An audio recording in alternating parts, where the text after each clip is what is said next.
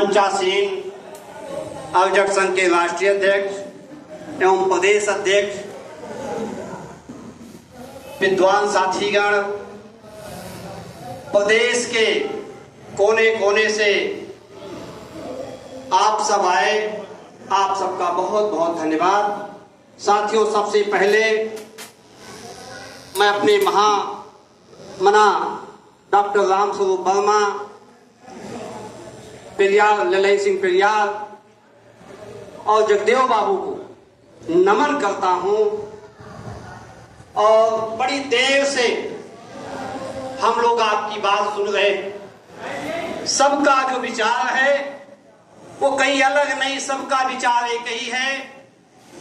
जो डॉक्टर साहब ने हम लोग को रास्ता दिया, जो बाबू जगदेव प्रसाद जी ने हम लोग को रास्ता दिया, आदरणीय ललई प्रसाद यादव जी ने जो हम लोग को रास्ता दिया, उसी रास्ते पर चलने की आवश्यकता है। आज इस देश में जिस तरह से पाखंड, अंधविश्वास, अशिक्षा बढ़ रहा है और बढ़ाया जा रहा है, ये निश्चित रूप से हमारे बहुजनों के लिए बहुत ही घातक होने जा रहा है। साथियों, आज हमारे बस में हमारे बच्चे नहीं, हम लोग बात करते हैं तो बच्चा बाप तो अवजक संघ में है, लेकिन बच्चा गुमराह होकर के बोल बम में चला जाता है। साथियों, बहुत कष्ट का विषय होता है। और जब उनसे पूछा जाता है, ठीक कहा ज्ञानदास मार साहब ने, कि जब आप अपनी पत्नी को नहीं पढ़ा सकते, अपने बच्चों को नहीं पढ़ा सकते, तो आप जो है सफल नहीं माने जाएंगे। साथियों, पहला जो उद्देश्य होना चाहिए विचारों का, वो निश्चित रूप से पहले अपनी फैमिली से शुरू करनी चाहिए। अगर फैमिली को समझा ले गए तो निश्चित रूप से आप समझिए कि आप बहुत बड़ा काम कर ले गए, क्योंकि बहुत बड़ा बाधा परिवार बनता है आपके मिशन में। इसलिए आदरणीय डॉक्टर साहब, महामना रामस्वरूप वर्मा जी ने जब लेखनी शुरू की, साथियों, तो हम पाते हैं अगर इतिहास के पन्ने में जाएं तो डॉक्टर B.R. अम्बेडकर साहब के बाद अगर किसी की लेखनी चली तो निश्चित रूप से डॉक्टर साहब की चली और किसी की नहीं। साथियों, अवजक संघ एक ऐसा प्लेटफॉर्म उन्होंने बना दिया। तमाम संस्थाओं को हमने पढ़ा, तमाम संस्थाओं को जाना, लेकिन सारे लोगों ने एक ही बात कहा कि ब्राह्मण बात खराब है, लेकिन किसी ने विकल्प नहीं दिया। विकल्प अगर किसी ने दिया तो केवल अवजक संघ ने दिया, केवल अवजक संघ ने दिया। इसलिए आज सभी बहुजनों को, 90% बहुजनों का हित इस अवजक संघ के माध्यम से हो सकता है। इसलिए हमें इसके पथ पर चलने की आवश्यकता है। निश्चित रूप से आज जिस तरह से अशिक्षा और अंधविश्वास का बोलबाला है, बहुत घातक है मेरे साथियों। आज वो लोग नहीं चाहते कि बहुजन समाज के लोग, जो 90% आबादी जिनकी है, इनके भी बच्चे IAS PCS हो, ये भी निश्चित रूप से अपना मन चैन से जिए। लेकिन हमारे बीच में, इन बहुजनों के बीच में, निश्चित रूप से आपको बताऊं कि ढोंग पाखंड का जो बीज बो दिया है, जो धर्म का नशा चढ़ा दिया है, कितना भी हम लोग प्रयास करते हैं तो उतरने का नाम नहीं ले रहा है। ये बड़ा दुखद विषय है। 90 के दशक में आदरणीय मंचासीन हमारे विद्वानगण से मैं कहा, मंचासीन साथियों, मैं कहना चाहूंगा कि जब 90 के दशक में थोड़ी सी चेतना आई हम लोग के अंदर, तो हमने अगल बगल में, चूंकि हम फागुट के मोहल्ले में रहते हैं, हमने पूछा यार अवजक संघ क्या, तो उसमें कहा, अरे भाई उसमें तो जाने लायक नहीं, उसमें तो भगवान को गाली देते हैं, ये पहचान हमारी है। ये अवजक संघ की बात तो तू हो लाया, क्यों गाली दी जाती है, कहीं ना कहीं कोई गड़बड़ी होगी, और तो तू हल बढ़ गई। और साथियों, मुझे बहुत ही, अगर वास्तव में किसी भी विचारधारा, थाट और फिलॉसफी की बात करो तो निश्चित रूप से बुद्धिज्म, चारवाक और जैन धर्म के बाद ये अवजक संघ जो हिंदी में समझाने का काम किया, जो हमारे भोजपुरी भाषा में लोग समझे, तो ये अवजक संघ के माध्यम से समझे। और कोई विचारधारा, कोई भी फिलॉसफी समझ में नहीं आती है।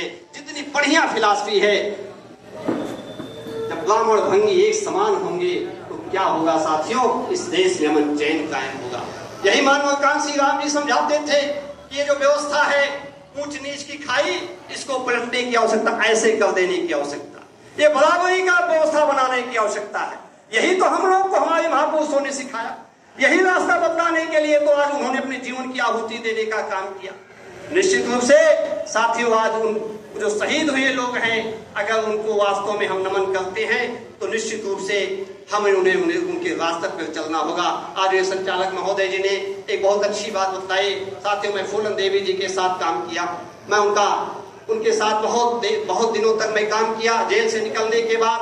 और अंत में फूलन देवी जी हम लोग से बताती थी कि दुनिया में कभी भगवान पर विश्वास मत करना, किसी देवी देवता पर विश्वास मत करना, क्योंकि मुझसे ज्यादा कोई पुजारी नहीं होता था। लेकिन जब जब मैंने देवियों को पुकारा, जब जब भगवान को पुकारा, कोई भगवान कोई देवी हमारे ऊपर हाथ नहीं रखने का काम किया। हो सकता है द्रौपदी को रखे हो सकता है सीता को रखा है, लेकिन मेरे ऊपर नहीं, मैंने प्रैक्टिकल किया है। इसलिए जी, इसमें कभी विश्वास मत करना।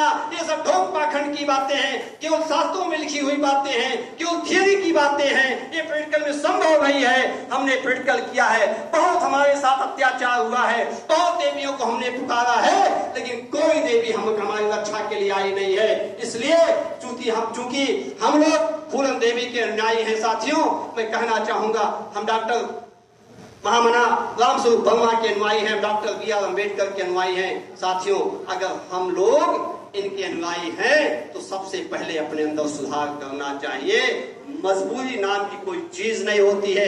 कभी कभार हम लोग अर्जक को मानते, हम लोग डॉक्टर B.R. अम्बेडकर साहब को मानते हैं, लेकिन जब बाप मर गया, माँ मर गई, शादी विवाह की बात आई तो कहते हैं मजबूरी।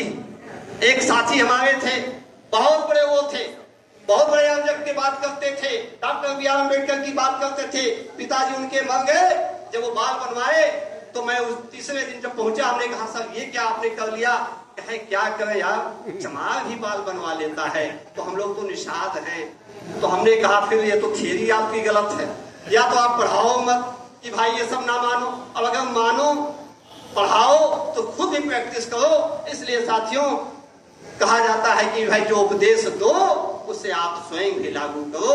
यही हमारे अंदर कमी। उपदेश तो मंच पे आके दे लेते हैं, लेकिन उसको प्रैक्टिकल में लाना बहुत कठिन काम हो जाता है। साथियों, आज जो स्थिति है इस देश में, जो शिक्षा में आपको बताऊं, सब साहब बैठे हैं, उनके सामने बात करना बहुत छोटी बात होगी। केवल इस देश में भी 7% पोस्ट ग्रेजुएट, बहुत विडंबना है इस देश की। अभी 93% हमारा बहुजन नहीं पढ़ने पा रहा है।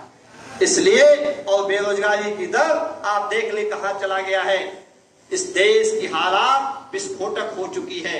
ऐसे में हम लोगों का, सारे लोगों का कर्तव्य बनता है। आज संविधान खतरे में है। कोई भी संवैधानिक का बात देख ले, चाहे वो कोई भी भर्तियां निकल रही हो, सब में उसमें कहीं न कहीं आज गड़बड़ी पाई जा रही है। हम लोगों को रोकने का एक कुत्सित प्रयास किया जा रहा है। चाहे जो भी वैकेंसी निकलती है, निश्चित रूप से उसमें कहीं न कहीं गड़बड़ी कर दी जाती है। इसलिए ए बहुजन के साथियों, ए अर्जक संघ के फॉलोअर्स, आओ हम सब मिल करके एक नए भारत के निर्माण के लिए अपने अगल बगल पड़ोस में, रिलेटिव में उनको समझाने का प्रयास करें और इस संस्था से जोड़ करके इस देश को महान बनाने का कष्ट करें। बहुत बहुत धन्यवाद। जय भीम, जय भारत, खुदा हाफिज, जय अर्जक।